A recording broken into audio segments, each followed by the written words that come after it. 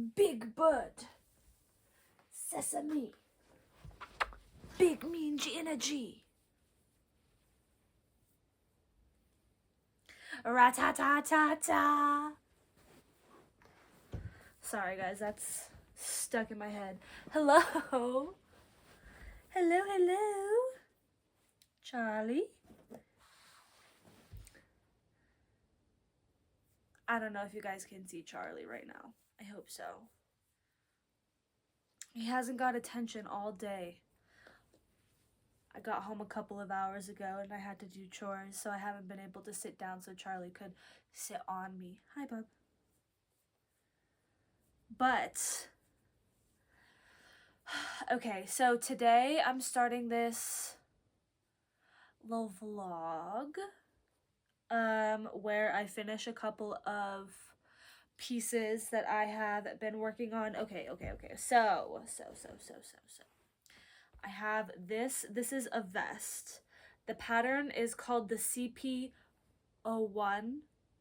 vest by Mini Me Knit Design, which is a pattern I found on Ravelry. I have made this vest before. I made just a solid blue in this color. I'm using Malabrigo Rios. This is Matisse Blue and this is Natural.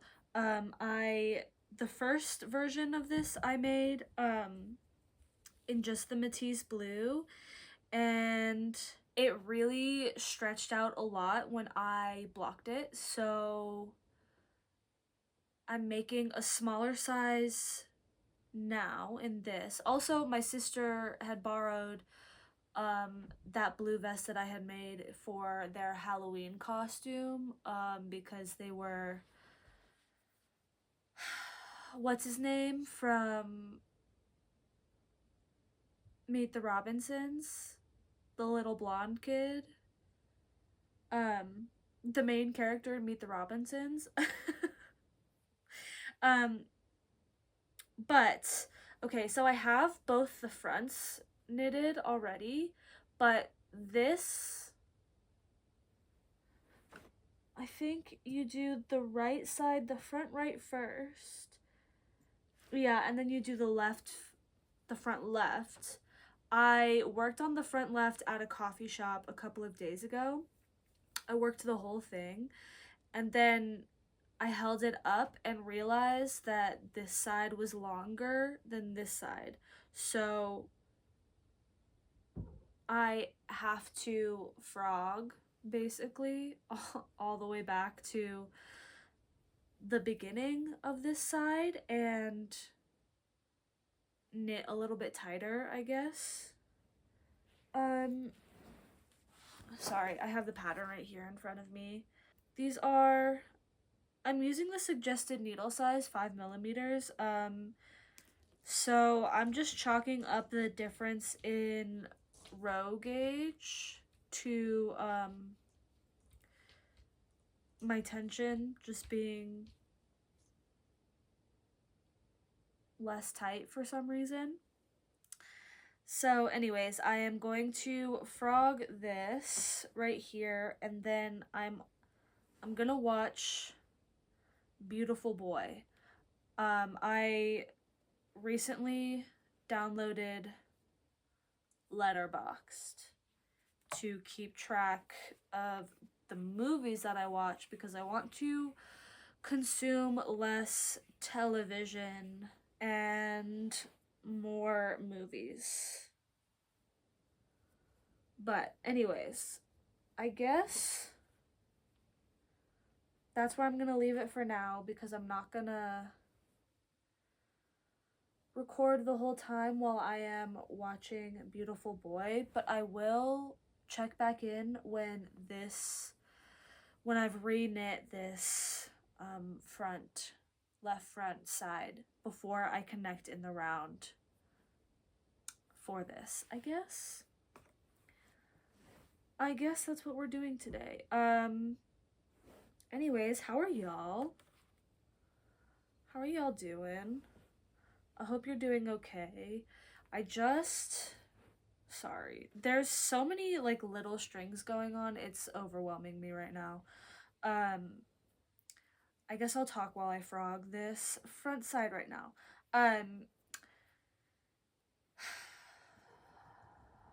I have a part-time job, and normally for the first few months I was only working there Tuesdays and Thursdays, and then I was asked if I could start coming in Wednesdays as well, which of course I was fine with because I don't have another real job. But then last night, my boss called me and asked if I could come in and work today as well, because the other woman that I work with was gonna need help today. So I went in and it has thrown off my schedule that I had for myself. Like in my head last night, she called me at like 5:30 p.m. last night to see if I could come in. So I was gonna watch Beautiful Boy last night. That's where I started the new ball of yarn. And I was gonna, okay, last night I was going to start this vlog and watch Beautiful Boy while I knit on this vest, but I didn't get to because I had to restructure the rest of my night and try to get to bed early so I could get up in the morning and get to work in the morning.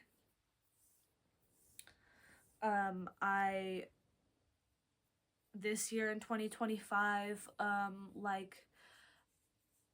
I was thinking about it a lot. If you're an astrology girly, I just turned 28, so my Saturn return will be starting in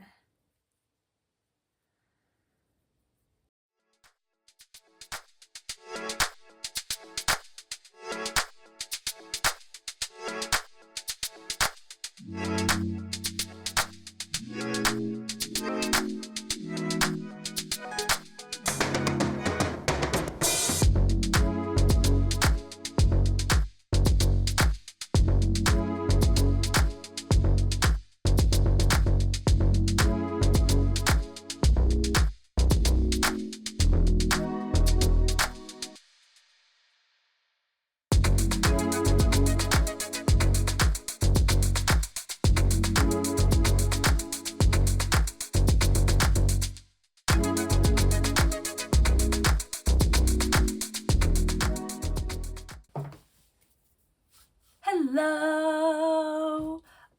I'm back with a little bit of an update, I guess. There's so many things I want to talk about right now. So I guess I'm gonna start with, I wanted to my last video was about my reading journal and like what I'm gonna read. I kind of want to do a little like explanation of, this is like not a knitting journal but like a crafting journal. Most of the projects in here have been knitting projects, but I keep track of crochet projects in here as well. And I just I wanted to give like a little breakdown of how I use this journal. It's definitely not the most organized thing in the world. I have an index up here that I haven't updated in quite a long time, as you can see by the index. I don't know, I was trying to make some kind of aesthetic journal. It didn't really work out. I have a list here of, it's called Selfish Crafting Goals, the pages, and I've made socks. I made the Excellent sweater, and I made a raglan sweater as well. So I've had this knitting journal, I've had this journal for a little while now. And yeah, I've probably had it for years. I've used up a little bit and I have quite a few pages left. It's a moleskin. So I write what I like am calling these projects in my head at the top. This page says Howl's cardigan, and it was for one of my old friends, Mariah. And I have the yarn I used and the gauge, but I didn't write down the size of the needle or the hook that I was using. This was a crochet project. And then, so that was like the first iteration of my like pages of for my knitting projects. This is the page that I made for the first raglan sweater that I knitted. For myself, I have the size that I use, the yarn I use, the gauge, the needle size, the needles I needed when I started it, but I don't have the date for when I finished it. That is one thing that I'm trying to get better about, because I like to know a timeline of a project, like when I started something and when I finished something. But I'm really not good at keeping this updated for like when I finish projects. It's not the first thing I do to sit down and write down that I finished this.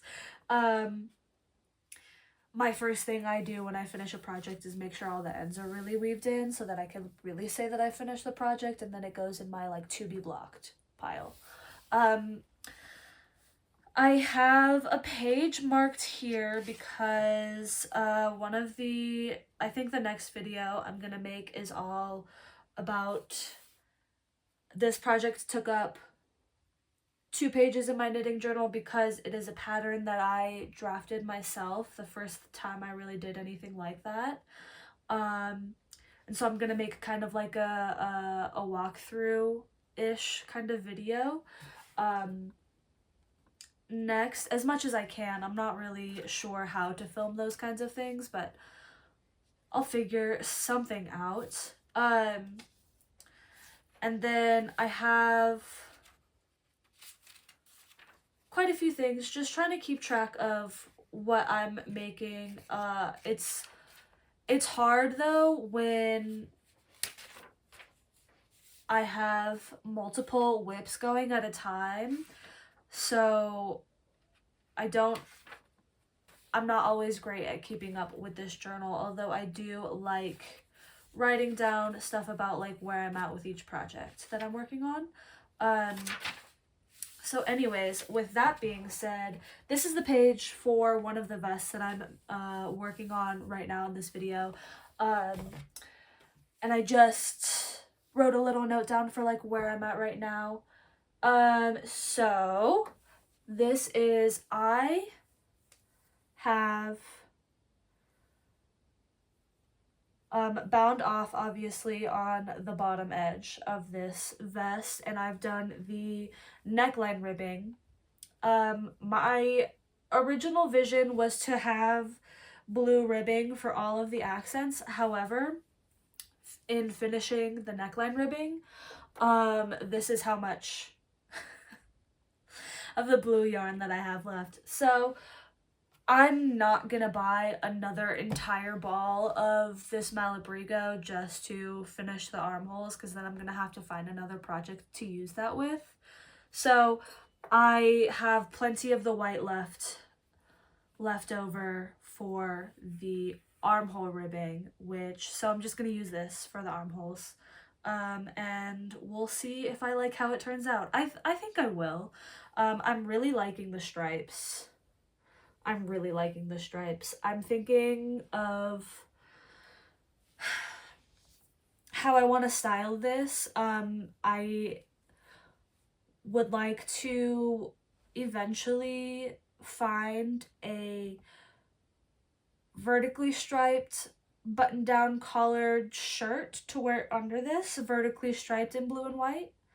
Not thick stripes, thin stripes, like pinstripes or whatever, but like a preppy blue and white striped collared button down, preferably long sleeved, to wear under this. That's not something that I currently have in my wardrobe, but that is something that I think I would really enjoy pairing this vest with. So I will be looking for that in the future.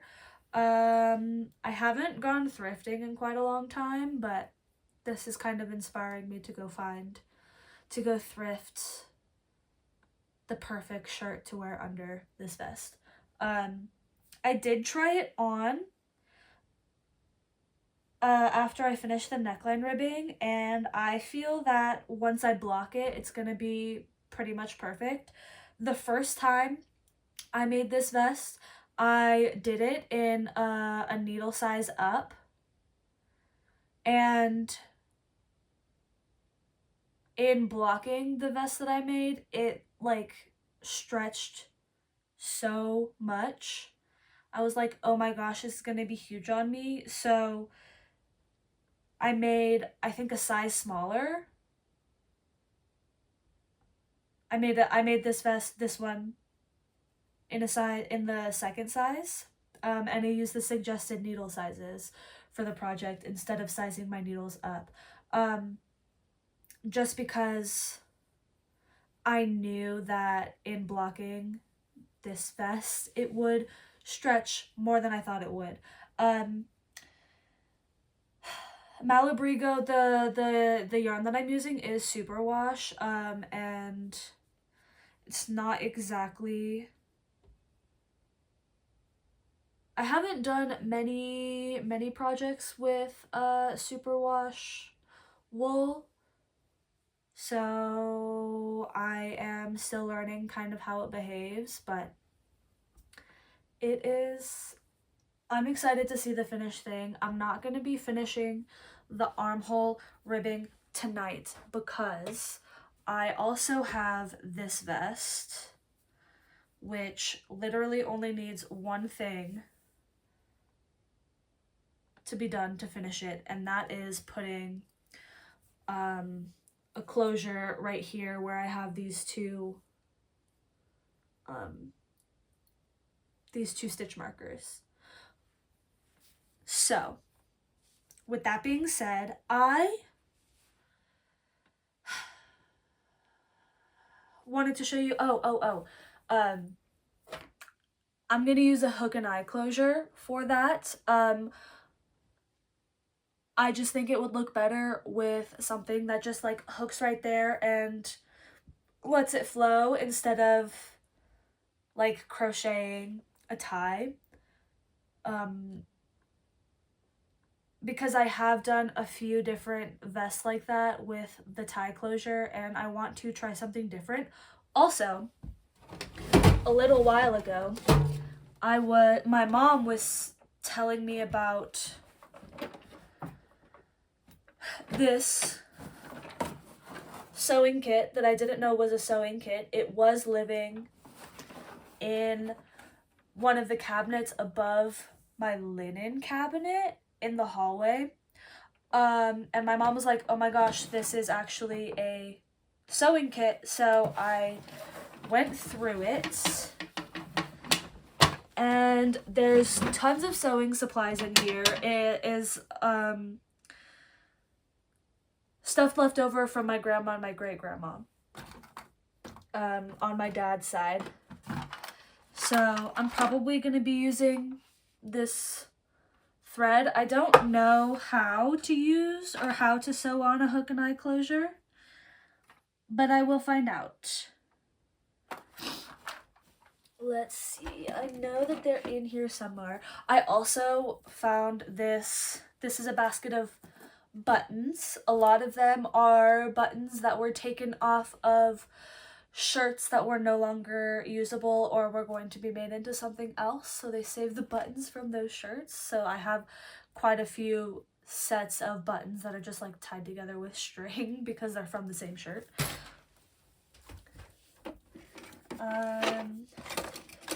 Yes, hooks and eyes loops. These were 35 cents whenever they were bought. I'm gonna be using these hook and eye closures for my little green crochet vest here. Yeah, I guess I should learn how to sew on a hook and eye closure right now. Okay, I am gonna find out how to sew that on, and then I'm gonna watch Love Island All Stars. I'm interested to see what Scott does, how Scott acts. And also, I had no clue. I was not expecting Curtis and Ekansu to gel like they have. But when I think about it harder, Curtis watched Mora be crazy on their season of Love Island and then ended up dating for a little while after that. So Curtis does like them, I guess, fiery like that. I'm not sure that him and Ekansu will actually end up working in the long run, but it is surprising to me that they would connect like that off the bat, you know? Yeah, so that's what I have to say about Love Island right now. What else should is there anything else I need to say? Is there anything else I need to talk about? Oh, in the past 2 weeks, basically, I have been dealing with power outages because of the Santa Ana winds that are blowing through California right now. The ones that, like, not 100% caused, but definitely exacerbated the fires that were happening or that are happening in LA.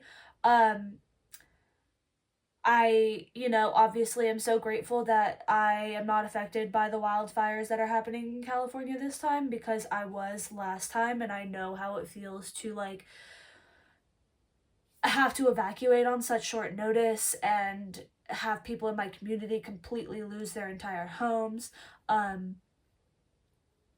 But I'm also slightly affected by the weather events that are happening in California, because the first week that this was happening, I didn't have power from Tuesday until Thursday, and then that happened again this past week. It is a Friday right now. My power got turned on Thursday night, last night. No. Was it Thursday night? No, it was Wednesday night. It was Wednesday night, and the power got turned off Monday night, actually. In the middle of the night, too, like while I was sleeping. So that's been really frustrating, and I have had to, like, be going to work through all of that, and just dealing with not having power has been frustrating, but power's back on now, and I'm trying to get these things done so that I can make and post this video. And also, I wanted to say, I think I'm gonna make my posting schedule to be where I post every 2 weeks, because I don't want to pressure myself to be churning out pieces at a rate that is not sustainable in the long run, especially when it's coming to something that's, like, fully handmade. A lot of the time, these things, like my green vest, I worked on over the course of, like, probably a couple of months. I didn't have a plan for it going into it. I'm really happy with the way it's turned out, though, and I probably would make one again.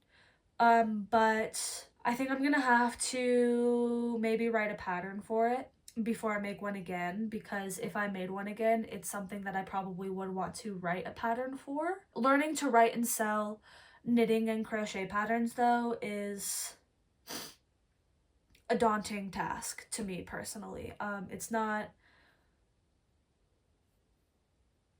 something that I want to take on, like, lightly. I want to be able to write good patterns. I want to be able to write size inclusive patterns, and I want to be able to write like, accessible patterns. So I actually think that in the beginning of this journey, I'm going to be writing patterns and like walkthroughs of just like what I did to make the piece for myself. And if you are, you know, an experienced enough crocheter or knitter, you can kind of follow the same guidelines I used for myself, because at the end of the day, this is something that is like made to measure for me myself.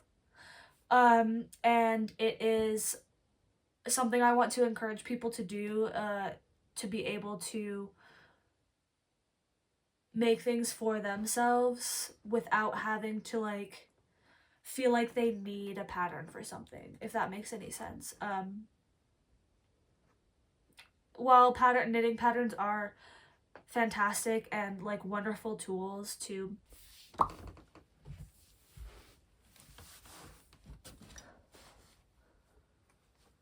Tiny, leave it alone. Yeah, I've had a lot of thoughts running through my mind every time I think about writing a pattern, because I don't like fully understand grading a pattern, and it is quite a lot of math.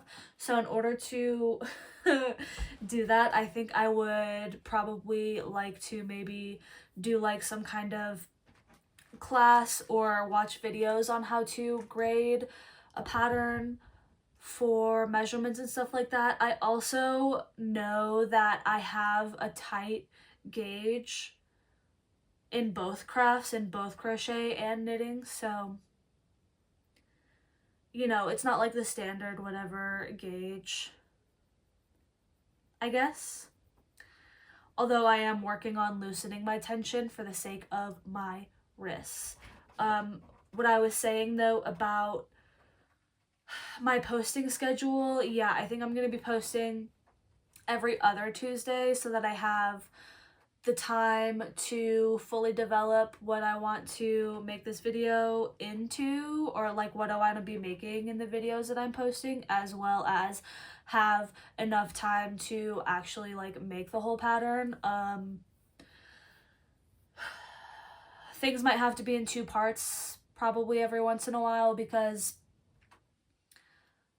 making an entire piece of clothing, it should not be something that I don't believe personally that this is something that people should be like rushing through just so that they can. It's like the hamster wheel of content creation that I am trying not to subscribe to fully, because while I do want to encourage people to like be making their own stuff, I also want to be realistic about the amount of work that it takes to produce a garment, to produce a wearable item, to produce a usable item, to give myself the time and the space to, you know, I also work a part-time job and I live alone, so that means I'm the one that's upkeeping my house. So I need to be able to give myself the grace to know that I cannot spend entire days simply working on a project for the sake of getting a video out every week. So I think my sweet spot is going to be every 2 weeks. We'll see how that goes in the beginning. I do have projects lined up, and a few different plans, and I'm just gonna see kind of where it takes me. But I think that's all I have to talk about today. I'm gonna get started on figuring out how to put the hook and eye closure onto this vest, and I will talk to you guys in a little bit. I sewed the hook and eye closure on. It really was not that hard. I probably didn't do it 100% technically correctly. However, this is like exactly what I envisioned for this vest. I know I'm in my gym clothes, so please ignore the fact that this is not how I would actually wear it in real life. I just wanted to try it on, and I think it's really cute. I really like it. Part of the reason I started making clothes for myself was so that I could wear them to music festivals. And so now that I have this green top, I think I bought these in Mexico, and they're patchwork, and they pretty much immediately got holes in them. So I am planning on just like fixing up the seams right here in the back, and the crotch, and wearing them with this vest. I'm not exactly sure what I'll wear underneath the vest, but this is probably a fit for me.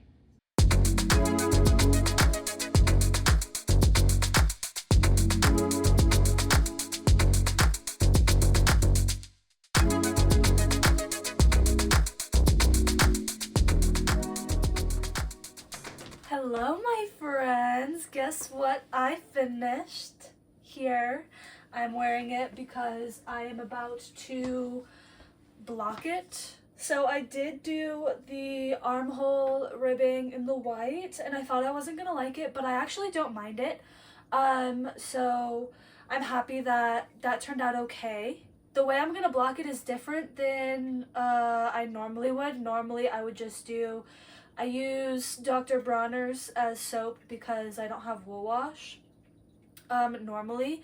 But the first vest I made in this blue color, the dye ran quite a lot. It wasn't an issue because it was solid blue, and I probably should have washed and dried this yarn before knitting this project. However, I read online that vinegar can stabilize the dye, so what I'm gonna do with this right now is to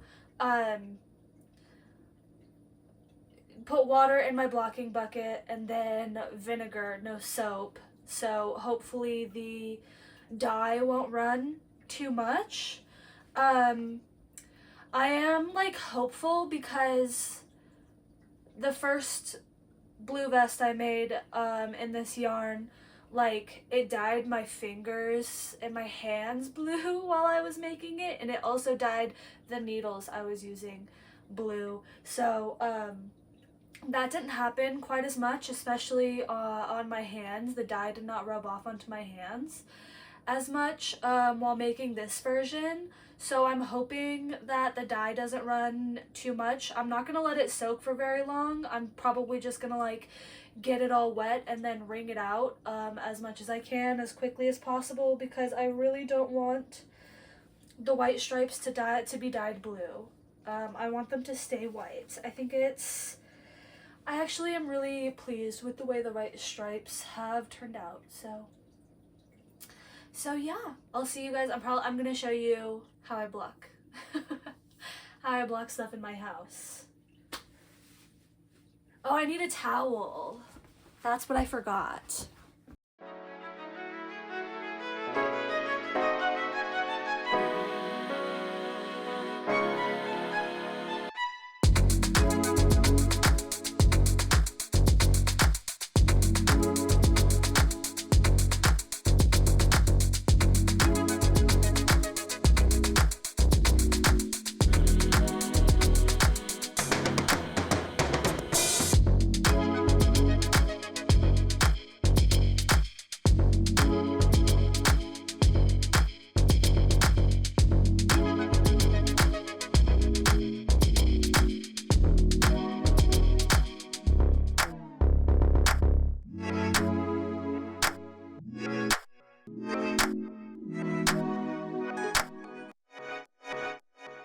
So,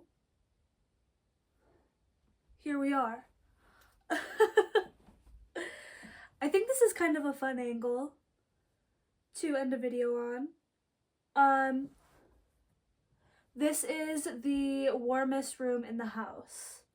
This is the room in the house that gets the warmest, especially if I like turn the heat up, because I'm freezing in every other room.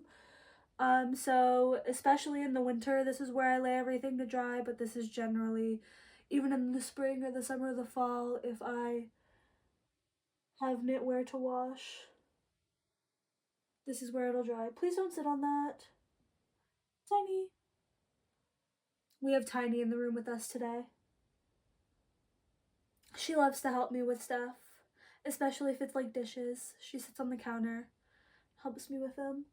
I am very much excited to see how this fits when it's done drying.